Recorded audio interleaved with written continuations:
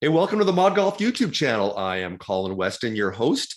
And today I have a very special guest, someone that I've been talking to for months and months and months and wanted to get on the Mod Golf podcast, which I just recorded an amazing audio long form conversation with her on there. But now we're going to do something a little different, mix it up as we always like to do, jump on our YouTube channel here and have a different conversation. And my guest today, I've kept in suspense long enough, is Jess McAlister, who is the co-founder of Digital Golf Collective. Before telling you about all the great things that Digital Golf Collective does, I'm going to pull her up there. There she is. Jess, good to see you again. How's it going? Thanks for having me.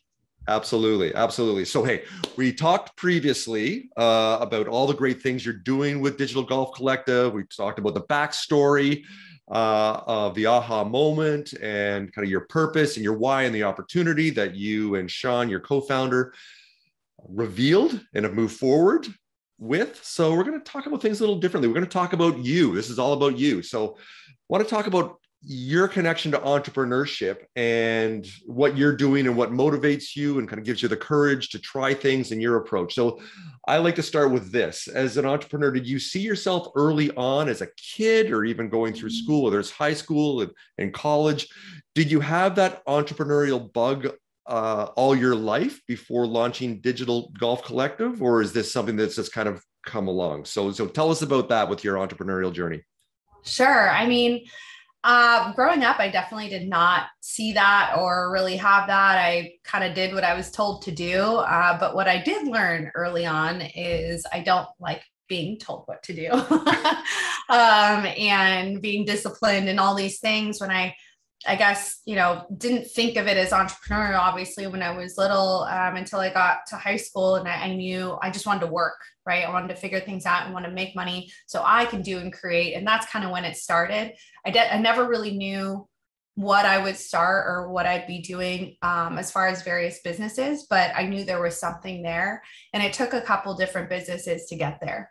Got it. Got it. That's so fundamentally important. It's like not only do what you love, we talks about that, you can have your passion and your purpose, but how do you connect that to make money and unlock opportunities? Let's talk about that. When you and Sean were forming Digital Golf Collective, I know we talked about that aha moment over lots of rosé and dinner when you proposed a business marriage with him. But talk about the business model, because that's so important. Because I know a lot of entrepreneurs, and I'll admit early on when we did our first thing, when we fell into that trap where we were so excited about what we were doing that we didn't have the business model of how has this become a sustainable, scalable business. So talk about that, how you then develop that and realize, hey, there is a business here, let's go for it, rather than just something that could be either a hobby or even worse, we'll lose money. Yeah, that's always you're not a true entrepreneur unless you've lost money or a failed business, right? True. Yeah, me coming from having my own business already pre-existing to Digital Golf Collective and him having worked kind of in the corporate side for a long time. And then he was doing his own thing, not very structured, if you will. And I can't really say that I'm very structured. I'm one of the most disorganized type A personalities that exists. I am quite difficult to nail down. And it took a little bit, with two people that were very free to do their own things and how they do them, whether it's systems or workflow, scheduling, all those lovely things that we love to think about on a daily basis as business owners. It was a challenge, and quite frankly, it still is a challenge. We have different ways that we work. Luckily, we've hired a couple people that have gotten us in line and created systems and structure. I forgot that I do kind of like that, and it's tough. It's tough to narrow that down and create kind of those like streamlined services, but we knew we have to, because if we're not organized, how do our clients expect us to be organized with them? And that stuff can come through. I'll tell you that. Yeah, it absolutely can. So this is really interesting for viewers out there that are considering entrepreneurship, or you have some ideas, and you're doing it on your own.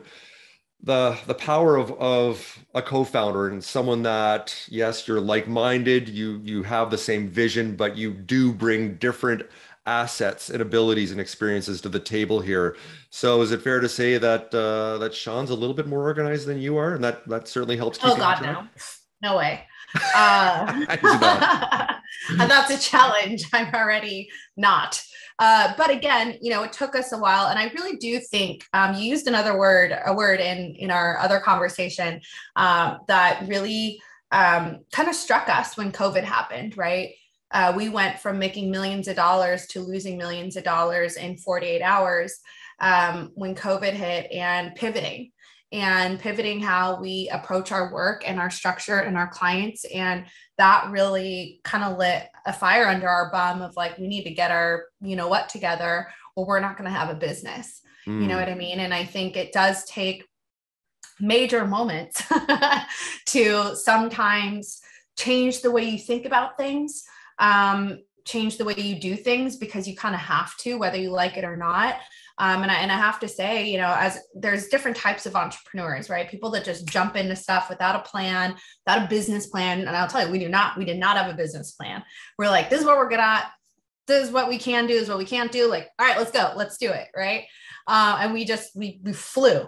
And, that again, it took us into COVID of like, oh, okay, like we actually need to get very organized. We need to narrow down our services again and streamline, because now people need different kind of help.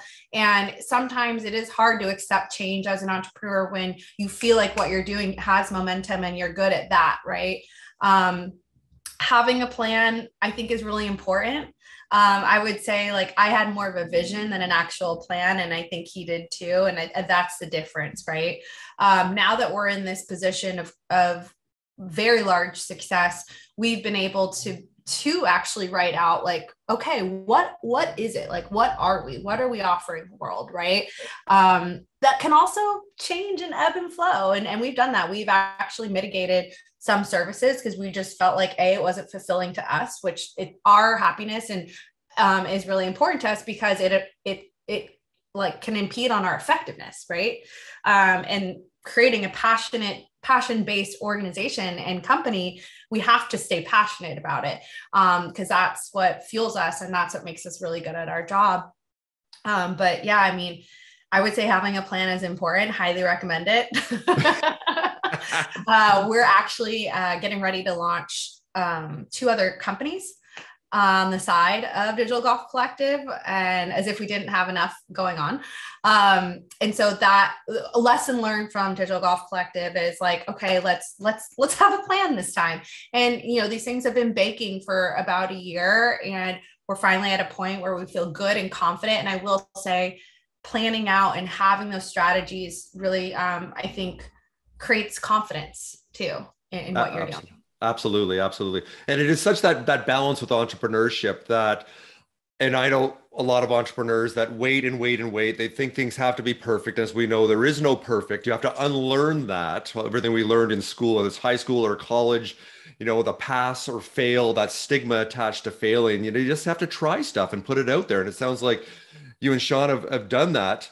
You're not a technology company, but you're taking a lot of kind of the startup mindset from that, where that minimum viable product does test something and see what works. And it sounds like you've already done that. You've focused that down and things that maybe you're not passionate about as much, or maybe just don't have as much of an impact, or maybe just didn't work as well. You kind of get rid of those, reduce some things, increase the things that work more, try some new things and kind of mix it up and see where it goes, and constantly innovate. That feedback loop that you get. And just because you're not, once again, a technology company does not preclude you from having that mindset. So I love that you've got that innovator's mindset to keep the feedback loop cycle going there. Absolutely. And I think you said it right, is, failure has become such a stigma. I mean, I sucked at school. I was so bad at it. I was like a CD student, and it's not because I wasn't smart. I just didn't care. Yeah. And it would make me angry. Like I did not want to be there. That's not what I cared about.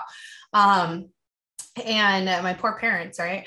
But failure, we look at failure as learning, not as failure. So, when something doesn't work out, we're learning from it. We might fail and it hurts and it sucks. And it's, we want to be good at everything, right? Because we say we are, we think we are, but you got to learn from those things and take those learnings and apply them to, whatever you do next. Absolutely. 100%. 100%. So I want to talk to you as a female founder of a woman-led company, even though it's you and Sean partnering on there, but you are really the face from what I can gather there. I've had the good fortune of working with a lot of amazing women entrepreneurs, both in the golf space and other sectors also. And the stats are still really grim that less than 8% of funding goes to female-led companies. And on it goes. Like I said, the stats, considering you make up 51% of the world's population, you do not get 51% of the resources. So talk about that any way you want. You can get as kind of raw and real or unfiltered as you want on this one. Go for it. And I know things have changed and progressed even the 5 years or so since you really launched this and started, but still speak to that a little bit as far as some of the challenges, but also the opportunities and how you support women entrepreneurs and some tips you can give for women entrepreneurs out there that are looking to get off the ground and start. Absolutely. I mean, a perfect example is the inception of my partnership with Sean was, I could have had a female partner and would have looked really cool, would have been a great PR story and all of that. But, having trouble breaking into the golf industry and being a woman, trying to create something new in a space where people don't like new things. I knew I had to partner with someone that was well respected in the industry, and it had to be a man, unfortunately. And, some people will, slap my hand for saying something like that, being a woman or whatever, but I truly believe it was the best decision I ever made. He's the best partner. Do we disagree all the time? But we care so much about this, is all we care about is moving it forward positively. So, I think he sees it. He sees my fire and my passion and why I originally got started in the space. Most of our clients are women. All of our staff are women currently. That wasn't really like purposeful. Client base, yes. But we are starting to kind of even the keel there. But, it's important to me to support these women in this space. And that being said, these influencers or athletes, like they are kind of, they're startups themselves. They're self-funded businesses, whether you are an influencer online or you're an athlete who's trying to get sponsors, or you're trying to market yourself, or you're trying to figure out how you're going to survive to get to the next tournament. Right. So the underfunding, it affects every level of, independent women. Right. And I think it's a shame. I think it's a disappointment, but I think that, little girls and young women need to see themselves making these changes and making these moves and speaking up and standing up for what you believe in, and don't let anyone shut you up. And if you really believe in something, you need to fight for it, whatever that may be. And, for me, I fight so hard to make sure that our, female clients are compensated properly. That's something that I think is really important. As far as myself, I know where I make money, and I make money on servicing other people. And I pride myself in that. If they're not doing well, then I'm not doing well. But, some tips I would give to other, young entrepreneurs, I don't want to say don't, because it's very hard. But, you gotta be prepared to face challenges and, maybe failing, maybe being shut down. But I truly think that if you really care about something and you're passionate about something, especially as a woman, making a change, having a voice and deserving that seat at the table, like don't stop, and trials and tribulations will come along. But I also think that's where mentorship is really important. In business, along as in sports for women, is knowing that there's a community that supports them, that they always have someone to talk to, reach out to, that they feel safe, and they feel supported, right? And whatever that means to the individual. And it's great to see some of the, female golf organizations create those spaces for them, during tournament weeks and whatnot. And we are launching something. That's one of the other businesses that is solely focused around that, for women in the golf space, both on the executive and business side, as well as the sport and the athlete. That really, I'm really hoping can open up real conversations, create opportunities, and make an impact for these women, no matter what level they're at. Love it. Love it. And see, now you did it on the podcast earlier. Now you're doing it again. I want to know what this thing is, but I have to wait. Like everyone else, we'll wait another month or two, and then we will find out. And we will make sure that through your episode, we will certainly promote that after the fact once we Yeah. find out what that launch is when that happens. So hey, to finish up here, the last thing I want to ask you is because you touched on mentors, advisors, people that have had an impact on you. Can you give a couple examples of that? Whether it's people in real life that have helped you along the way, that continue to do so, that you use as a sounding board or to help you on your journey. Because we don't go on this journey alone as entrepreneurs. That's a myth that you can Absolutely. do it all on your own. So tell us about that as far as people that have or at least one person that's had an impact and continues to in your life. Yeah, I mean, funny story. I've never had a mentor or someone to hold me accountable or responsible other than my mom, who is a force to be reckoned with. And I think that's where I got my fire from. But it took a long time for her and I to have, really amazing relationship and understand each other. But and I think that's why I see it as it's so important, especially with what we're doing and what we're creating, is to create that space. I didn't have that.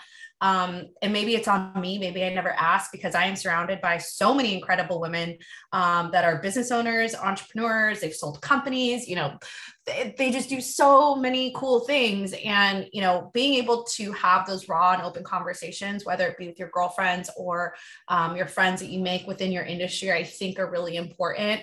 I would say someone who's kept me sane through these few years and has really helped me is actually my best friend. She's a little bit older than me. She has sold a company. She is an entrepreneur, serial entrepreneur, and she's pretty harsh. But she gets me, and she's really helped motivate me because I've always felt like I've been a few steps behind her in life. And so I would say her. I mean, she's kept me sane, and some of my clients have become some of my closest friends. And talking about the industry is really important, right? And how to move things forward and what can be done and how we can collaborate there, and not even from a business perspective, but as, friends in wanting to support and lift women up in the space. Oh, I love that. Great. That's such a great response. And so for all of our viewers out there, you had mentioned, well, lots of great things there, but you also talked about asking for help. And I know myself as an entrepreneur, uh, usually with men, with their egos, it's usually they won't ask for help because it's like, oh, I've got all the answers. I don't approach it that way. I just never wanted to inconvenience anybody. It's like, well, Right. should I ask? And now Do I I've look learned dumb? I don't have all Yeah. the answers. I just put it out, whether it's actually to LinkedIn community or wherever, online or in real life. Just ask Yep. for help and ask for advice. People, Mhm. are just so willing to help, especially when you have that give first mentality where I'm picking that up that you already have that, Jess, that people will reciprocate that and they want to help you. And if you've got questions or things you're struggling with, don't be afraid to ask for some help, to get some advice, because people will want to help you and provide that time. So I think that's an invaluable little nugget that you provided there for our viewers. So thank you for that. Well, I think it's interesting because, as someone that is in a service-based industry, I've been this way my entire life, always servicing others and creating opportunities for others or finding ways to make sure they're good. It's very rewarding, but it's also very exhausting, especially when people forget about you. No one cares about you. People don't ask you how you're doing, and no one offers help. So you're kind of like, oh, well, I'm the one that helps everyone. I can't ask for help. I'll look weak, or I'll look dumb, or I'll look like I don't know what I'm doing, And I think that I personally, as, a leader, a business owner, someone that I know some women look up to, how do I play that vulnerability card while also, staying tough and being this aggressive person that everyone, thinks is crazy and aggressive all the time, because I have to be. But at the end of the day, it's hard, and that's why you need a great community around you of like-minded, not just women but people, right, that Yeah. will help you. And especially as an entrepreneur or someone, a new business space, you really need that. Really do. Totally agree. Totally agree. Wow, this is both these conversations have been amazing today. I've learned a ton. I got to know you. Uh, so I guess just a big thank you for spending the time to join us on the Mod Golf YouTube channel today. So for our viewers out there, if you did enjoy this conversation, if you found this helpful, engaging, enlightening, educational, inspirational. Hey, leave a comment below. Let us know what you're thinking here. And we got lots of other conversations like this. So, hey, please subscribe to the channel because as we're growing, we got the mod golf movement, as we're starting to call it here. And I think it really is that is it's not just about technology and how that influences things. It's that and so much more. And having these great stories of the journeys of people like Jess here. So, hey, Jess, as we finish up, why don't you let our viewers know where they can learn more and connect with you and Digital Golf Collective? Sure. We are at Digital Golf Collective on every platform. I am at Jess McAlister with 3 S's on every platform. And, if you ever have a question or comment or anything, you can always email us at hello@digitalgolfcollective.com. Perfect. There you go. Let's wrap it at that. Jess, hey, I am excited to hear in the next month or so what these big launches and news releases are going to be. So we'll just hold tight for that. But until then, thanks very much for joining me today on the Mod Golf YouTube channel. Really appreciate it. Thanks for having me.